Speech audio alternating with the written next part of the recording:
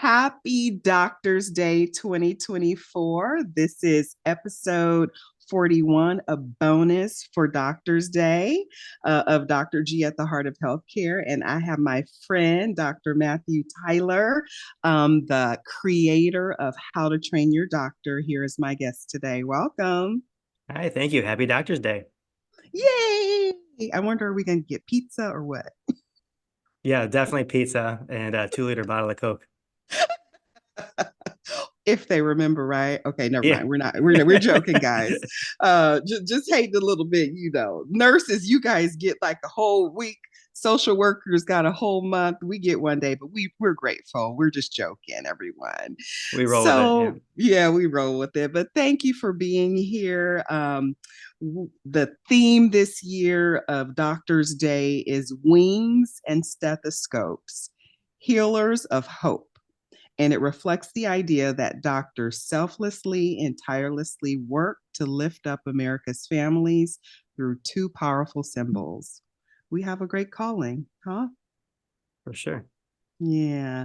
Well, Dr. Matthew Tyler, we met on Twitter, and I know you were going by Pallydad over there, but you have this big, huge account on Instagram, How to Train Your Doctor. I love it. Before we talk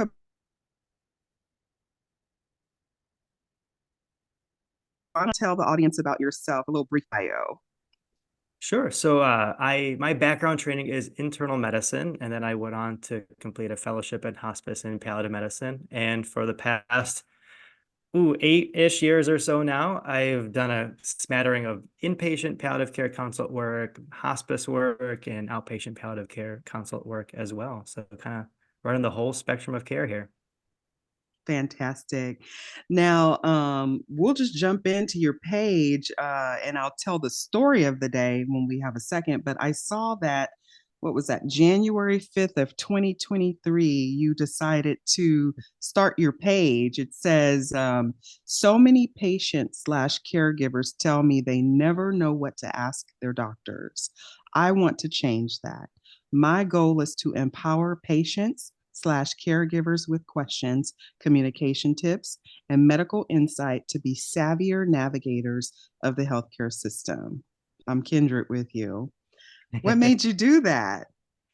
Yeah, so a lot of it were these real conversations I would have at the bedside. And as is tradition, whenever the doctor is done talking to the patient or the family member, we'd always ask, do you have any questions? But the people that I work with, they have complicated illnesses. They have advanced cancer or dementia or heart failure. And with these illnesses come lots of treatment options with no clear right or wrong answers. And to navigate through that requires an extraordinary amount of A, healthcare literacy and savviness, and B, emotional stability, and C, a community of support around you to do that in a way that's actually feasible. And so to look at someone with a straight face and ask them, do you have any questions? Like often they would just like almost like scoff at me, like with this like cynical laugh and say, well, I don't even know what I should be asking. Mm-hmm. Because it was so impossible to navigate. And I would have interactions like this time and time again. And simultaneous to that, dealing with the very familiar gatekeeping issues that palliative care faces, where doctors with their very common misunderstandings of what it is we do and who we do it for would often say things like this person's not ready for palliative care, mistaking us for hospice care or something else entirely. And so we just wouldn't have the opportunity to meet a lot of people who could use our support. And palliative care has a saying, as is, I believe you do in hospice as well, which is we meet people where they're at.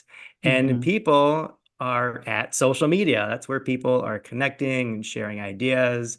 And from my point of view, I thought, well, we can either continue to like grumble about this, or we can kind of get on board and start to provide education on social media, as many doctors do now. I don't want to proclaim that I invented this idea.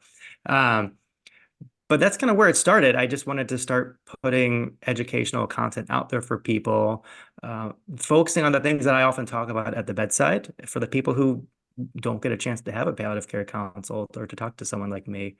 So that was sort of the birth of How to Train Your Doctor. As you know, what started as a YouTube page, and I've sort of migrated over to Instagram, but kind of run both at this point too. Oh, I love it. And congrats on that. And then I saw your first little video was I guess a little over a month after that, February 24th of 2023. And since then, you've gotten all fancy with the words and all that stuff. Like, was it a learning curve to get all that stuff going? Oh my God, you have no idea. Yes. Well, you probably have some idea running a podcast. Yeah. A total learning curve, and not only just a technological learning curve, but these are like very different communities that gather on different social media platforms, and you kind of have to find your voice that's unique to each of these social media platforms. So it's been a learning curve to say the least. And I had initially had started trying to provide longer form videos, 5, 6, 7 minutes at a time. And honestly, they weren't all that popular. YouTube just didn't know what to do with me. There really wasn't much of an audience there. But in between making those long videos that took quite a bit of time to script, shoot, edit, I would just like have random car thoughts. And I'd say, this isn't really a long video, but it's an idea that I want to share with people. So I would just pull up the phone and record like 30, 60, 90 seconds in the car. And I throw that up to YouTube as kind of a short form content every now and then. And I was getting coffee with a friend one day, and she was looking at some of these videos and said, "Have you thought about posting these shorter ones on Instagram?" I said, "No, like I'm busy enough, not really. I don't know how to use Instagram or anything." And she said, "Well, you should really consider that." And so I put up like 3 or 4 of the shorter form videos on Instagram, and things like there was a much bigger audience there. One of my ones about hospice care and kind of who it's for and who seeks hospice care really blew up. It's got like 500,000 views at this point now, and sort of the beginning of me like being relevant, for lack of a better word.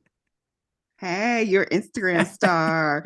Yeah, so you only have 109 posts, but you have 17.6 thousand followers. That's a big deal. You're pretty cool over there.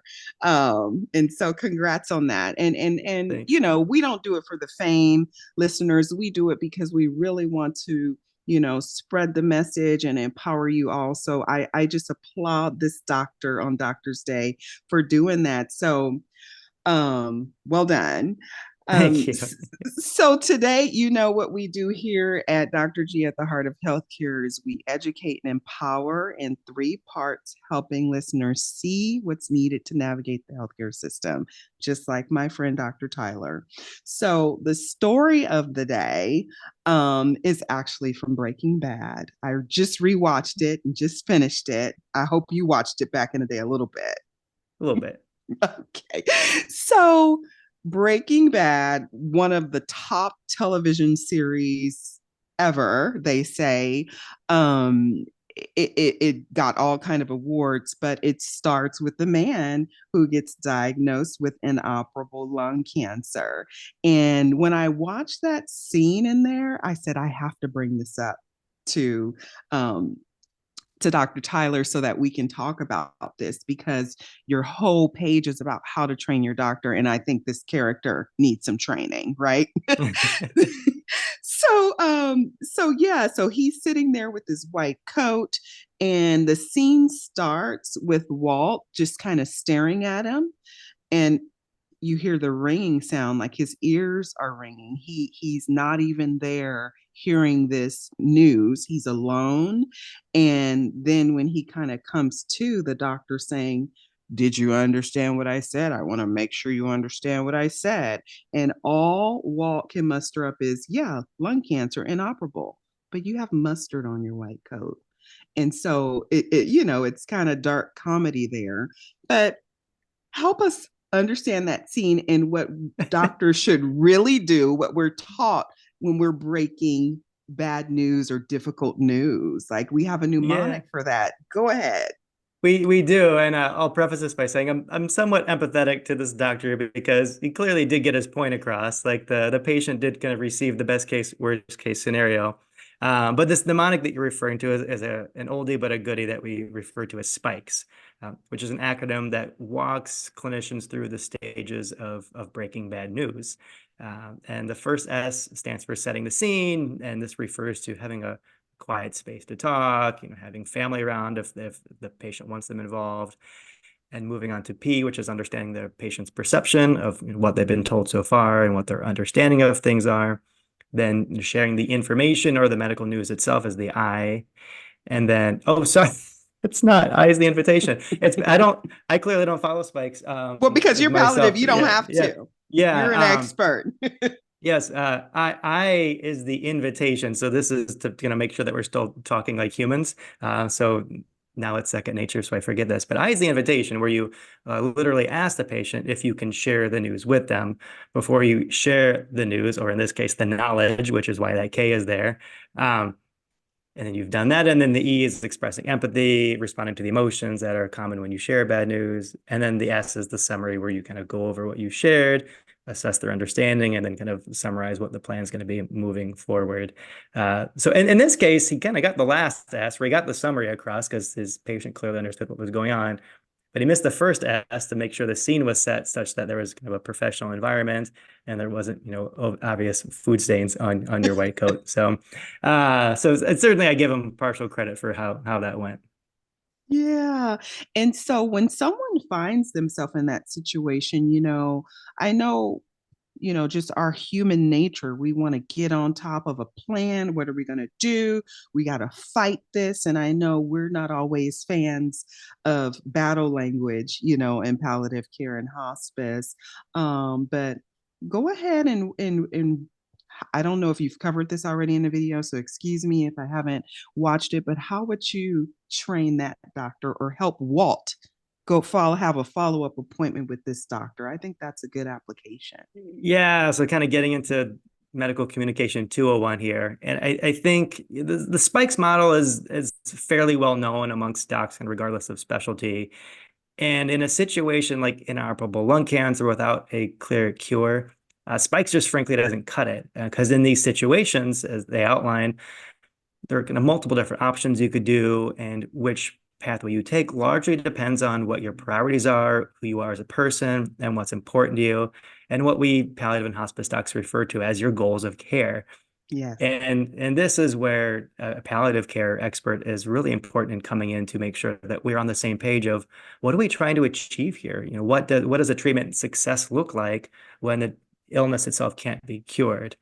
And obviously, we don't see this in the episode play out, and where things would hopefully go differently in real life, but they often don't. And this is where the training your doctor comes in. Is while we do get that spikes training, there's a massive deficit in communication training beyond the spikes model. And a lot of patients are left to just wait on their doctor to bring up these bigger picture conversations.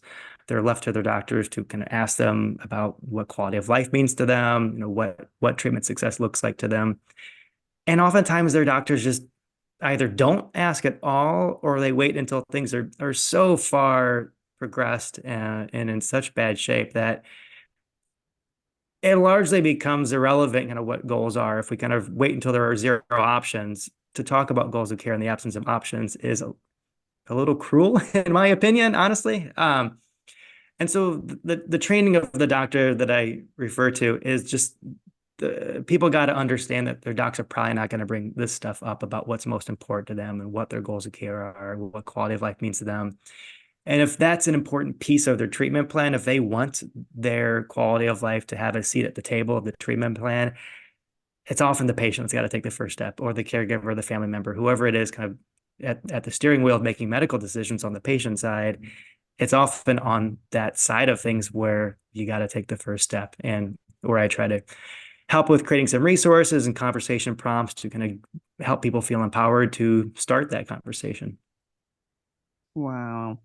That's fantastic. And, this case, it reminds me of, I didn't do that on purpose, but in my book, The Real Deal About Hospice, the cancer chapter is actually a gentleman who has lung cancer, and he's only on hospice for 5 days because of those delays, Yeah. because of the barrier of his daughter being afraid and wanting, to fight, and all the complications. And then finally, after, he gets on GIP because it's the very last option, and then they get him out of the hospital home, and he's only on hospice 5 days before he dies. And so I know where I'm further along in it with hospice, but we want to avoid those. We want to empower people when they have these situations, bad news, poor prognosis, where you can make those decisions to have the best quality of life that you choose, not just by default because of the circumstances. I think that's what we all want for them.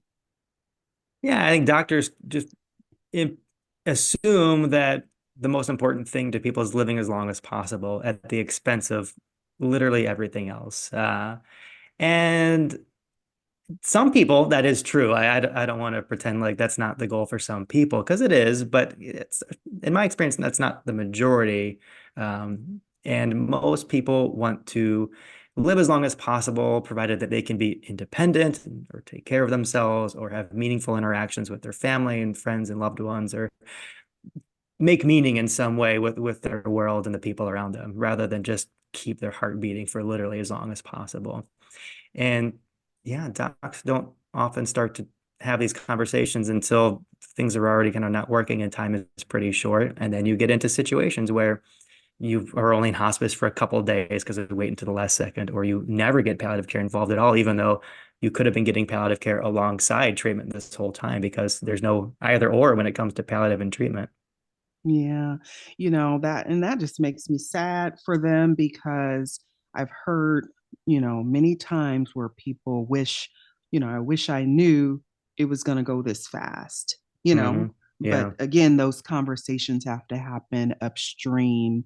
Um, a story comes to my mind. One of our friends at the death deck, she had a family member who wasn't getting the information timely, and they wanted to do, is it the fishing trip or a golf trip? Whatever it was, something that was a Yeah. part of their life every year.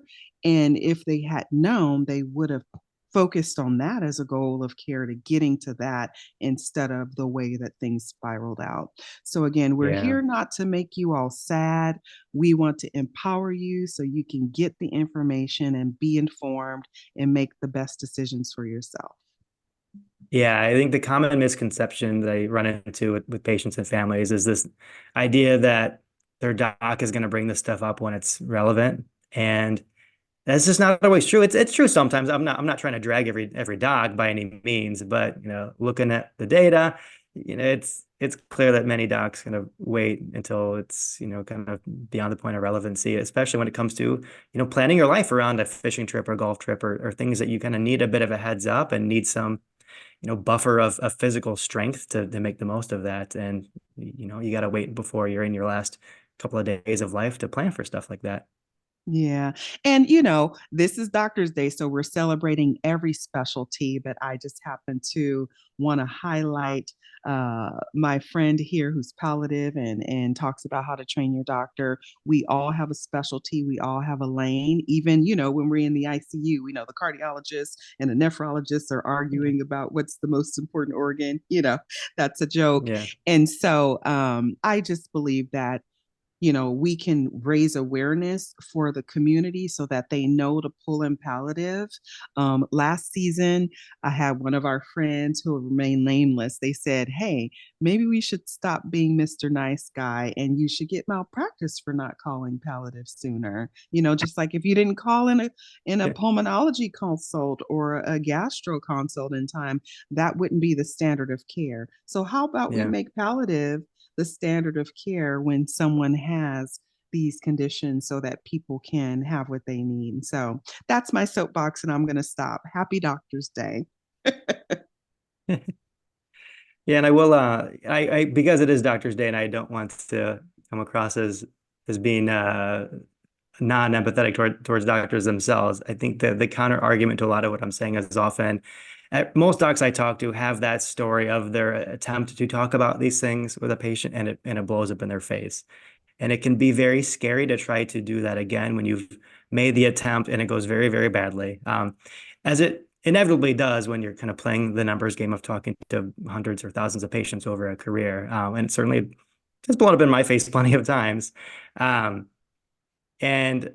I think that's why I encourage people on the patient side, if these things are important, I think it's very mutually beneficial to bring this up so your doctor knows that this is something that's important to you and they don't need to guess because they're kind of bringing those other experiences kind of to the table and you don't even know it. And for the doctors who are going to want to get better at this and going to want a little piece of advice for how to jump into this conversation, where I might carry forward the conversation from that Breaking Bad scene is after you've kind of shared the situation, summarized your best case, worst case, I might jump in from there and say, having heard all that, what things are most important to you right now? What would your priorities be for any treatment that we do moving forward?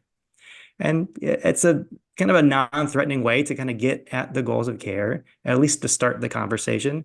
Because these things just, they're not a one and done thing. Ideally, you kind of do this over multiple conversations over the course of the patient-doctor relationship, which ideally is more than one visit. So, and that would be where I start to kind of dip a toe into the water to see, okay, what's, having heard all this, what's most important to you now? And hopefully that'll open up the conversation in a new way for you both. Excellent. Well, I think that is a great way to end. I appreciate you being here. Howtotrainyourdoctor.com is your website, and you have your How to Train Your Doctor Instagram account, putting out wonderful content, helping people train us to serve them because that's why we're here with our stethoscope and wings, right? So thank you. Absolutely. Thank you. Yeah, come hang out on Instagram. If there are any videos that would be helpful for you, drop me a line and happy to whip one up. All right. Well, we're going to sign out on this Doctor's Day episode. Peace.